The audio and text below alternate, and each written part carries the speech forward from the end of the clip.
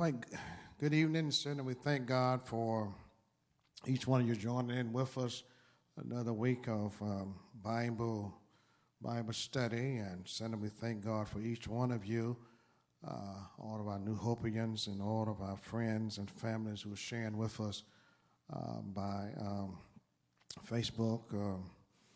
We thank God for you. Let us pray. Gracious and all-wise God, our Father, we come again on this day. We come thanking you. We come magnifying you because of who you are. We certainly we love you. We adore you. You're such a sweet and such a kind, gracious Father. Pray that you will just have mercy on us now. Forgive us of all of our sins. And God, we just pray that you continue to own us as your children. Bless now our coming. Pray, dear God, that you will now come in the person of the Holy Spirit. Touch our spiritual ears that we can hear, our hearts that we can accept what you to say to us on this day.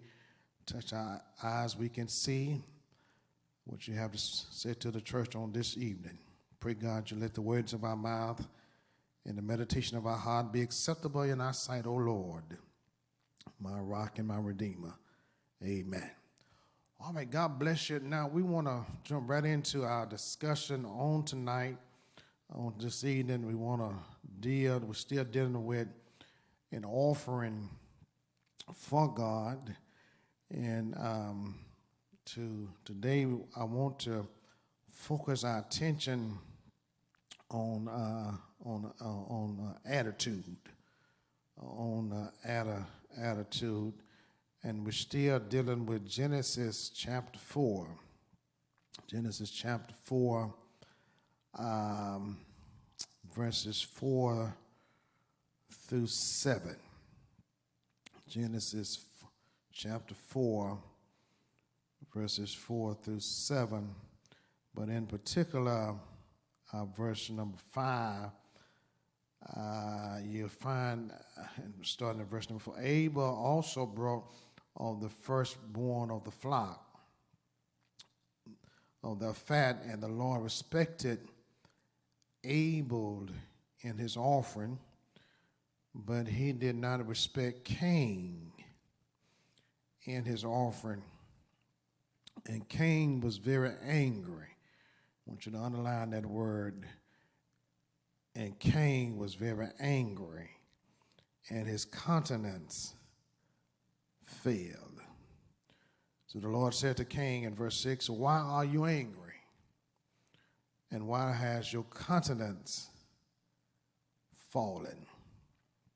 All right, so we want to deal with our attitude and our sense, taking in consideration Cain and Abel being the first recording individual to bring an offering to the Lord. I want us to examine the attitude in giving an offering for God. And so before we begin to deal with the attitude, I want to remind us what an offering is. This is a good, simple definition for offering. An offering is that which we freely give to the Lord for his mercy, his love, his grace, and his goodness, which they all deserve an appreciation that comes from a grateful and a matured heart. That's my definition for an offering, is that which is freely give.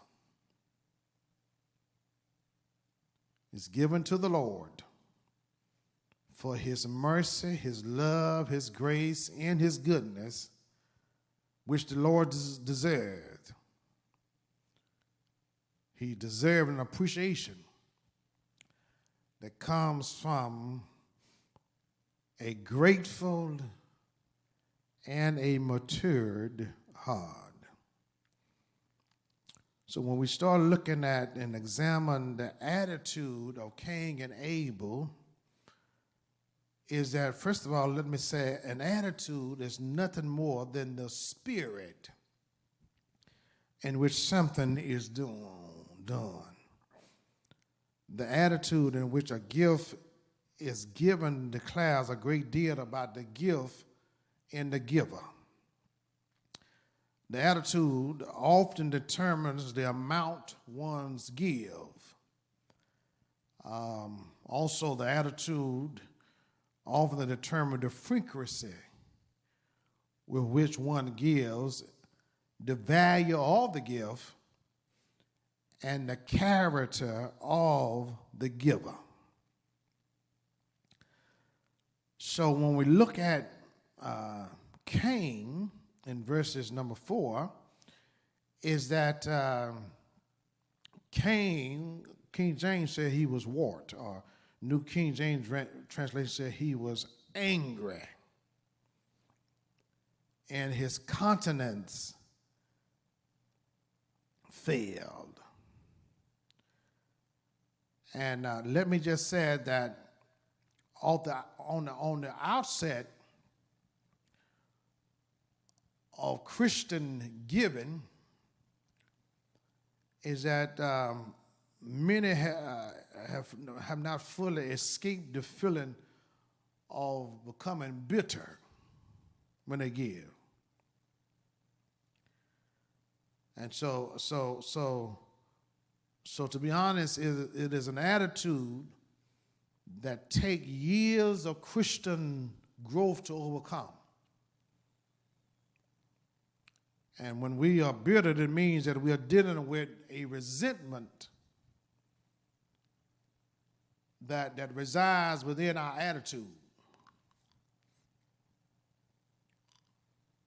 While we give, there's yet our spirit that resists all efforts to give. And you remember me saying a few weeks ago, is that takes time to give up a part of what we possess. There's something humanly about us that we don't want to detach ourselves from that which we possess. And that comes with time. That comes with maturity. That comes with growth. Why? Because the old nature arises within us and we feel a heavy resentment, not fully willing because of the fact that we don't want to give up what we feel that is a part of who we are, or what belongs to us. So when we kind of look at our old nature, is that old nature within us is that it causes us to want to not give, have a benevolent spirit.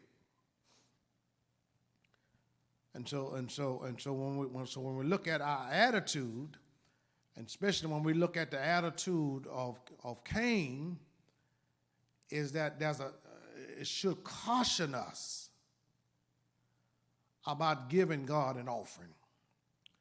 We need to examine our heart, our motive, the spirit in which we give it.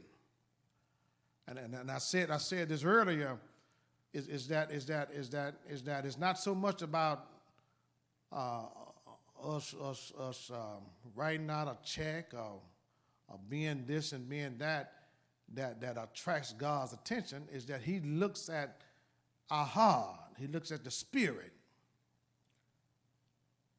Are we willing? And so when we look at Cain, is that Moses will have us to understand that God looked at the spirit in which he had gave the offering. Okay? Now let me say this also, that and remind us that name Cain means possession.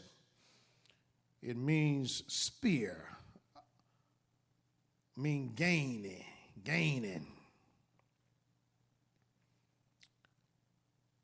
Now Cain was the first son, or the firstborn of Adam and Eve. And you remember that he was a tittle. He was a groundkeeper. He kept the he do farming. Now, the differences in Cain and Abel is that Abel brought God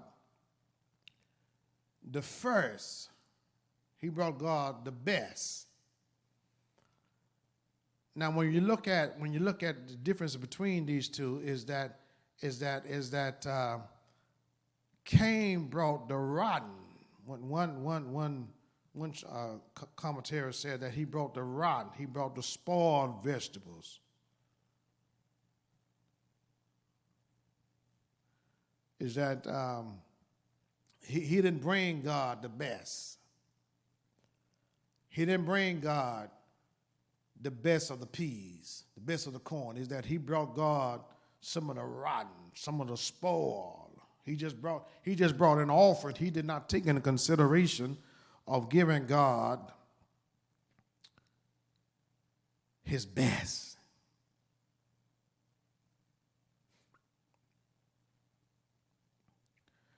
Now, every person has to deal with fighting off this type of attitude of anger or bitterness.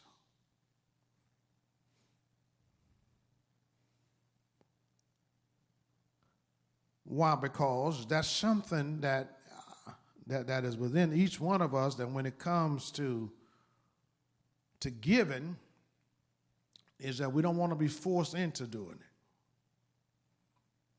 Or are you hearing me? When it comes to our giving, many people deals with a feeling of resentment that they are being forced to give, forced to do this, forced to be on God's program. Is that force? You know, they feel like they are forced. And many, you know, even when it comes down to the church, and even when it comes down to our personal lives, is that you have to be careful about that, because sometimes a person is placed in a position that they are not really ready to come up to par.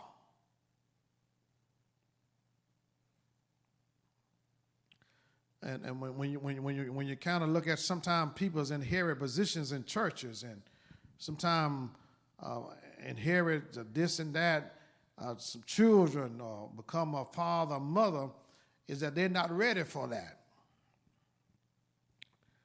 Is that duty placed upon some folks is that they're not ready to take on that responsibility of being a parent or being a good, faithful worker in the church, and they feel that they are trapped in doing some things that they are not ready to do.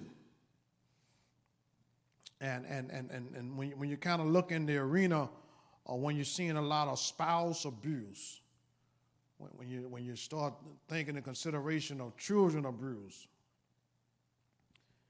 is that usually psychology says that is a result of people who are bitter inside. They resent the restriction and obligation that are placed upon them by being married or being a parent, and they become bitter. Bitterness builds up until that person explodes in violence. Why? Because they feel forced into doing what in reality they wish not to do.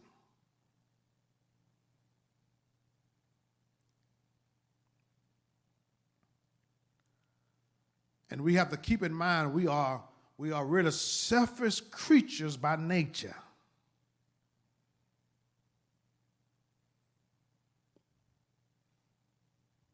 When it comes to our giving, many of us must deal with feeling of bitterness and resentment that comes upon us as a result of being forced into something that we really wish not to do.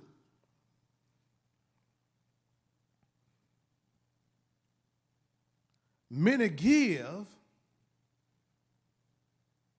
but it's not a hard or really given out of a free will.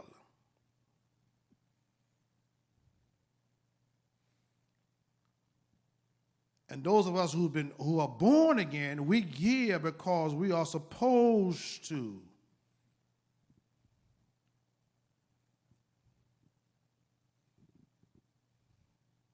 That is what expected of us. Nobody have to beg a born again child of God. Now I have a problem with those of us who saying that we've been born again and you have to beg them to do and to give, to offer themselves the time, the talents, the gifts, the treasures. No, you shouldn't have to beg a born again child of God.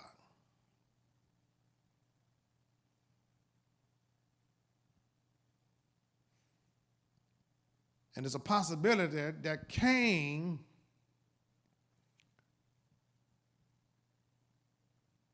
was moved to give a portion of his crop back to God.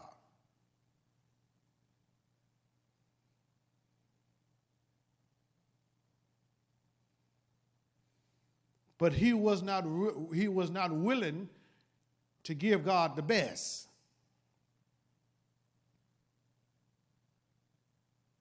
Even though we see him in scriptures as being the first to bring God an offering, but he came to God with a bitter spirit.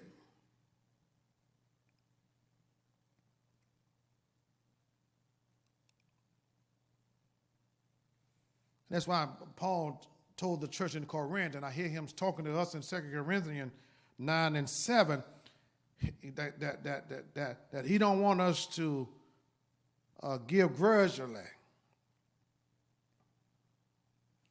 nor of necessity.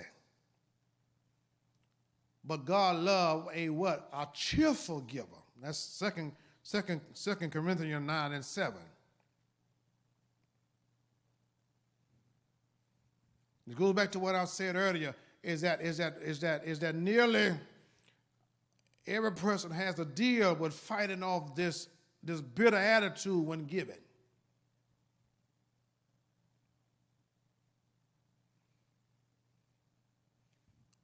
Giving up a part of us. And that's why Paul said that we must crucify this old nature in us until we can bring God his offering out of a cheerful heart. We got to move from being bittered to being cheerful. To come to this cheerful attitude, we must proclaim what Paul said in Galatians 2 and 20. We got to crucify ourselves in Christ. Nevertheless, I live.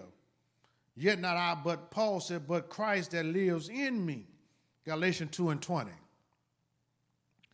And the life which I now live in the flesh, I live by faith of the Son of God, not who loved me and gave himself for me.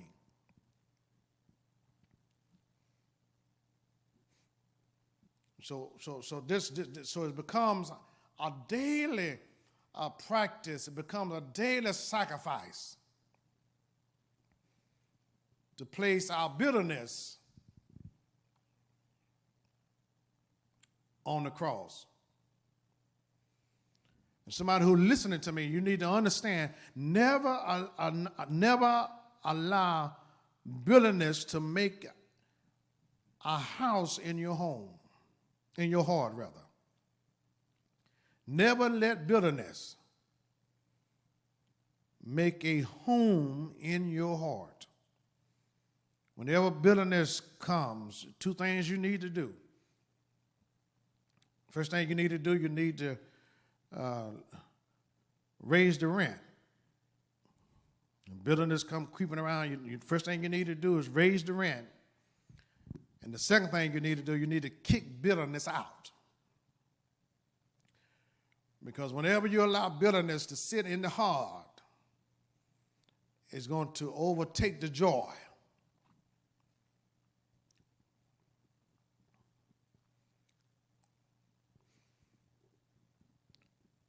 Now, what Cain had to understand and realize that he was not the owner.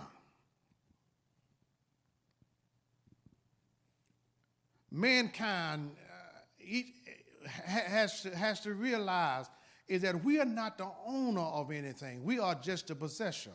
We just stewards. We just managers.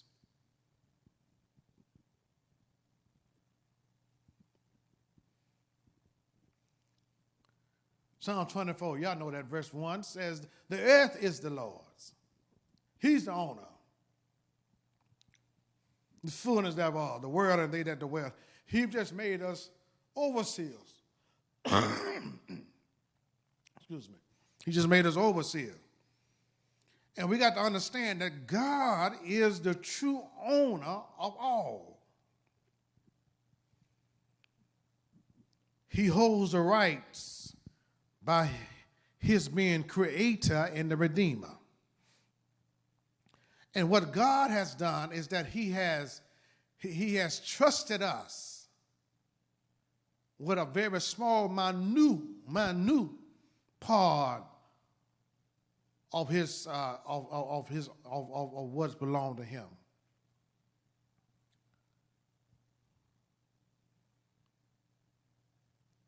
And what he's done is that he placed certain things in our possessions to be stewards over. And what has happened is that most people confuse the possession with true ownership. My brothers and sisters, we are not the owners. We are owning possessors. We are only just managers. Whenever you develop that kind of attitude, it causes confusion. Ownership comes when we start developing this idea of ownership. It double confuses the idea of control. What we think we own, we also think we control it. And this is not a condition that is new to humanity. It exists since the beginning of time. Cain felt that what he planted, what he had cultivated, and what he had harvested, he owned it. And he felt that he could control it. This is why he did not bring God his first nor the best. Why? Because Cain wished to maintain control. And when you look closely in the text, in his giving just some and not his first and his best, it attests to the fact that Cain wished to remain in control of what he considered was his. And when you look into reality today, is that many of us wish and think of ourselves as being in control, and not only of things, but also people. There are some folks who bring their offering, and even after giving them, wish to remain in control of what they have given. They want to control how it's going to be used. I know I'm right about it. Now they're giving in the offering tray, and they want to tell the church how to spend it, how to spend the money. That's control. And many become bitter and resentful over the fact that they lose control once they have given.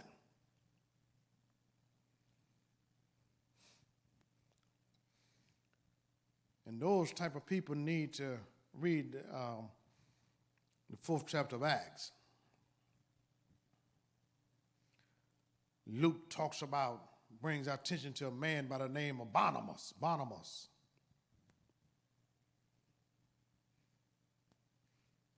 In that 4th chapter of Acts, starting at verse 36 through 37, read it when you get a chance, is that Barnabas was a wealthy man.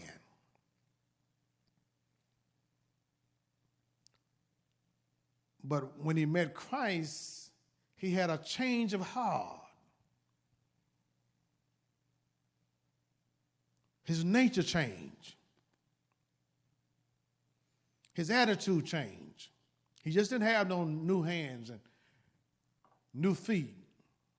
He had a change of heart. His attitude, his spirit changed. And when you read that, is that he sold everything that he had and brought it and laid what he had made at the apostles' feet. Now, when you look at that, the symbolism of it is that when he laid it at the apostles' feet, what did he do? Is that he relinquished his control. He gave up control over that which at one time was his. In this act, Barnabas said to the father of the church, "What I have given is under your feet, is under your control. Do as you please.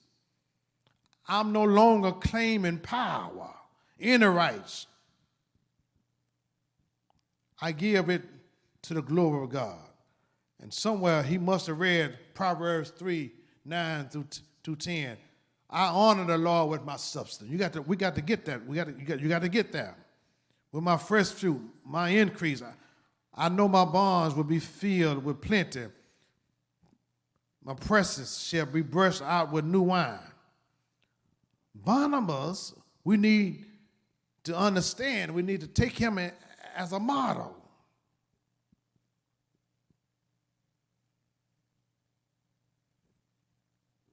Is that he was moved. That what he once had was not his anymore. It belongs to the Lord. And when we get to that point in our life, on our Christian journey, that what we possess is just only temporal. The Lord trusted us with it.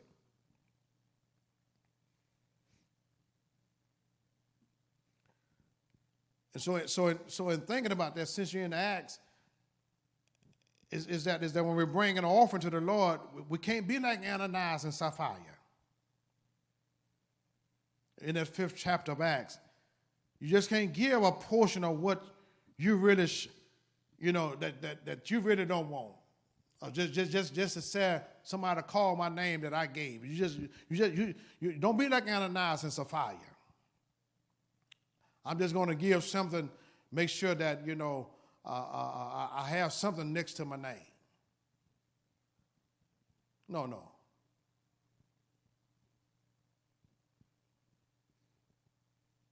So, because what they gave was that what I'm going to save back some for the rainy day.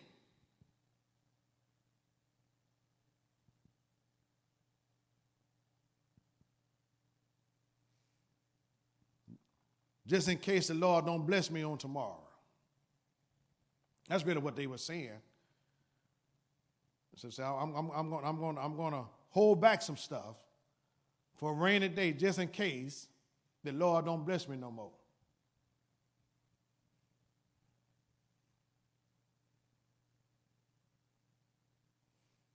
The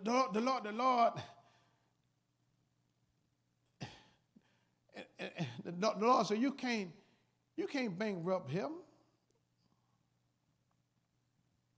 I got too much resource. I got too much just at my fingertips to bless you with. When you think I'm coming from the east, I'm coming from the west. You think I'm coming from the north, I could be meeting myself coming out of the south. So we got to learn how. We got to learn that you can't outbeat God.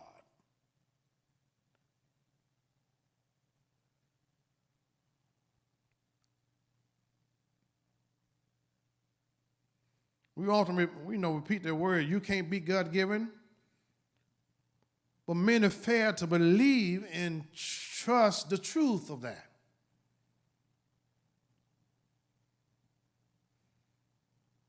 We can say it so quickly, you can't be God-given.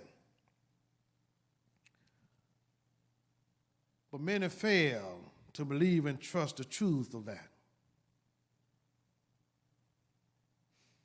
God has never known the spirit of bitterness in his giving. When you look at God's track record, he never gave out of anger. He never gave out of resentment. God never felt forced to do anything.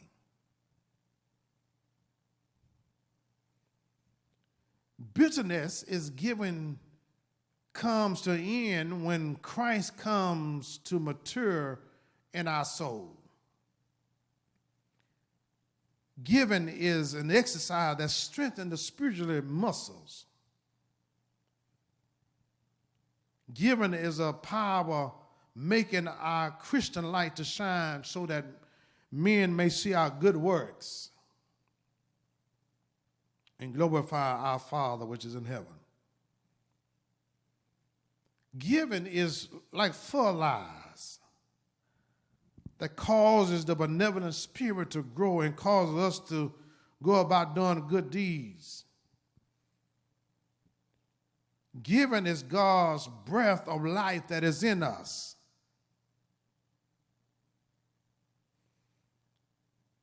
And that's what 1 John 3:12 encourages us, is that we shouldn't be like Cain, because he was an evil one and a murderer, and he murdered his brother.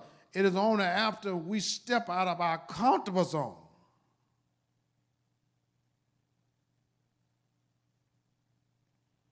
then we can begin to change and grow and transform into what the Lord wants us to be. We got to get out of our comfortable zone. Because giving is God's hand reaching out to relieve the needs of the poor.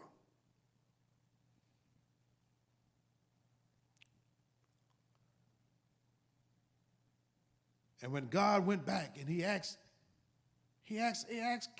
Cain a very legit question. Why are you angry? He was giving Cain ample enough time to rectify his mistake. Go on back and get me the best. And that's why I encourage us as believers is that we never should get to the point that we just want to just give God anything. He'll get up and say, I'm going to attempt to do the no. Don't attempt. Give God your best. Voice may be cracky, but give him your best.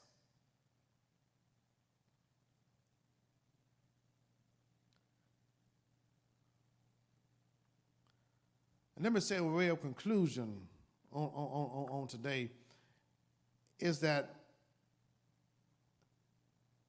always have a heart, always have an attitude, always have a spirit of thanking the giver, and never allow stuff to cause you to forget God. I don't care what your possession may be. I don't care what he has blessed you with. Don't you never allow what he blessed you with to cause you to forget the giver.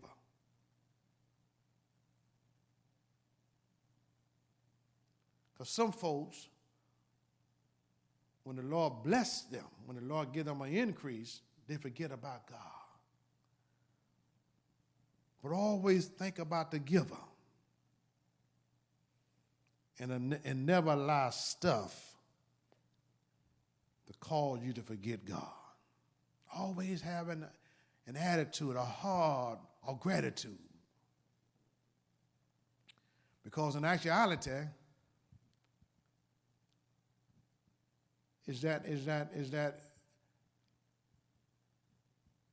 ungratefulness and the believer ought to never be using the same sentence. You cannot be a believer and be ungrateful. That attitude don't work. But a true believer always have an attitude of thankfulness. And whether the possession is small or great, is that they will never allow what God has put in their possession to cause them to forget about him. So as a believer, thank God. Thank God for the giver. And don't let stuff cause you to forget God. God bless your heart. Father, we thank you. Now let us bless you because of who you are. If you don't do anything else for us, oh Father, you've done enough. You brought us from a mighty long way. Nobody can keep us like you keep us. Continue to hold us in these unprecedented time. Continue to walk with us. Continue to hold our hands. And God, we're going to give you the glory. We're going to give you all the praise. You deserve it. Bless peoples everywhere. It's in your sweet son Jesus' name we ask it all. Amen.